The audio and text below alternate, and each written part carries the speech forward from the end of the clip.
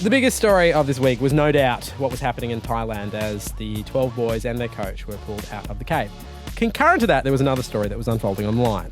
Elon Musk, noted billionaire behind organisations like SpaceX, Tesla, man most likely to be Tony Stark in his dreams, was also roped into this idea. He was goaded, really, to be fair to him, on Twitter into helping. And his big idea was a teeny tiny submarine, which it turns out was neither needed nor wanted. But the level of vitriol that was mounted on him got us thinking.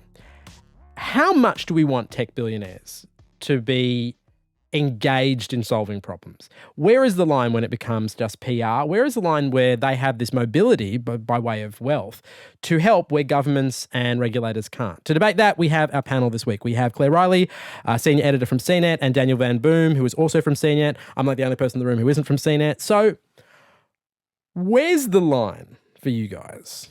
There is a lot to be said for tech billionaires, entrepreneurs, and private business stepping in where governments don't. I did a kind of a debate earlier in the year where I had to defend the tech giants. That would have been fun. It was a week after Cambridge Analytica broke, and it was so messed up. We were like, sorry, guys. But basically, there's a lot of evidence that people like Bill Gates and Tim Cook and Steve Jobs come in when governments are too slow to act, when regulators are going to regulate, and they just say, well, look, I have billions, I have the teams of scientists, developers, coders, whoever, we can get this done and we can turn it around really quickly. That is the defense of the Elon Musk submarine plan. He has the world's brightest minds who are able to work on this kind of thing, dealing with pressures, tight situations. That's in defense. But I'll save the rest of my excoriating screed for after DVB's had his thoughts in the mix. Well, I also agree, though. It's like in the middle somewhere, right? I feel like Elon Musk is a very polarizing issue, and as a result, you get very extreme views either way. He's only polarizing because he's dating Grimes. Nothing else about him is controversial, right? No, it's fine. Fair. I think the question is, the important factor to that question is, does it hurt? In this case, I don't think it didn't solve anything. It didn't help anything. No. In this case, previously he had when he just built the world's biggest lithium-ion battery because he felt like it. Amazing how the reaction to that and this were very different things. Sure. The question of should tech billionaires help out impinges on how much it hurts if they don't succeed.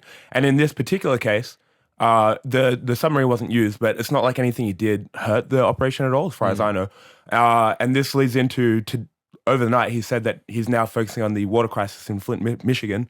So I guess we'll see how that plays out as well. This all started because someone asked him, basically the whole Twitter culture around Elon Musk is anytime he says something, tweets something, it becomes a news story. And CNET writes about literally everything he says. So we are part of that news cycle as well.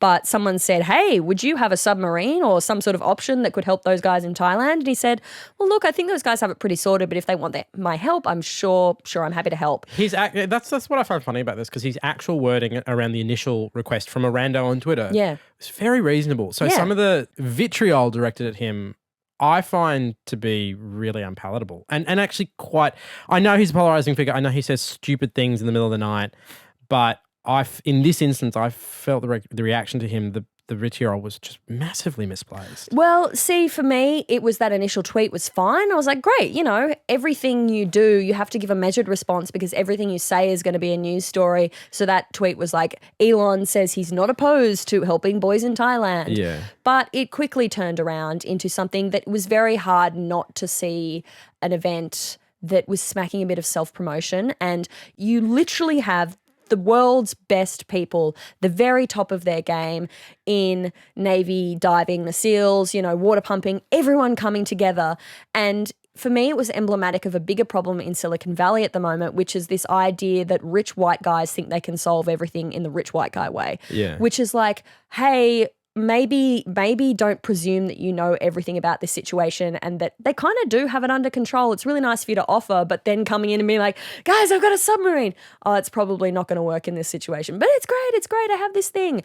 I think there's a lot of times when he comes in and the battery is a great example of a really positive change and a guy coming in and getting stuff done. At the same time, he does make a lot of promises. The Flint, Michigan thing is a good example, but that's once again because someone was like, well, hey, if you're really going to try and help people, why don't you try and help the people of Flint, Michigan? So he came out and said that. If people write about everything you say and then you say something, how can you be criticised for being a publicity whore?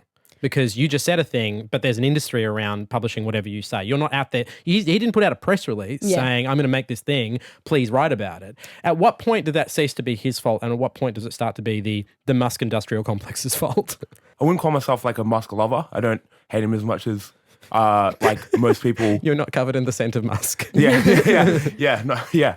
But I feel like he's smart enough to know, you know what I mean? It's like a responsibility. It's like, like you're going to say some things and the media are going to pick up, or whoever's going to pick up on that and it's become a thing, but you're smart enough to know that. You know what I mean? So I feel like in that sense, the impetus is on him. Having said that, I do kind of feel for him because like I was reading some of the Twitter reaction to it and it was kind of funny because some people were like, oh, you're just a narcissist butt out. And other people were like, if you really cared, you'd be fixing this problem. Yeah. And so it's like, what do you want? But also that whataboutism is so infuriating. Because there are a million problems and he can't solve literally every problem in the world. He has a lot of money, so he could solve a lot of them. But saying, well, if you're donating to the guide dogs, why aren't you donating to cancer research? Why aren't you Yeah, for sure. Apple releases a red iPhone every year, and the proceeds from that go to HIV research. But no one would ever be like, oh, Apple, you're just doing that for the PR. You know what I mean? Like, they care. I'm sure they care about that issue, but they probably care about the marketing even more. All right, there's lots more of this in the podcast of Download This Show. I know. It's called Download This Show, and you can get it as a podcast. Who knew? It's available right now, and we will see you there. Bye.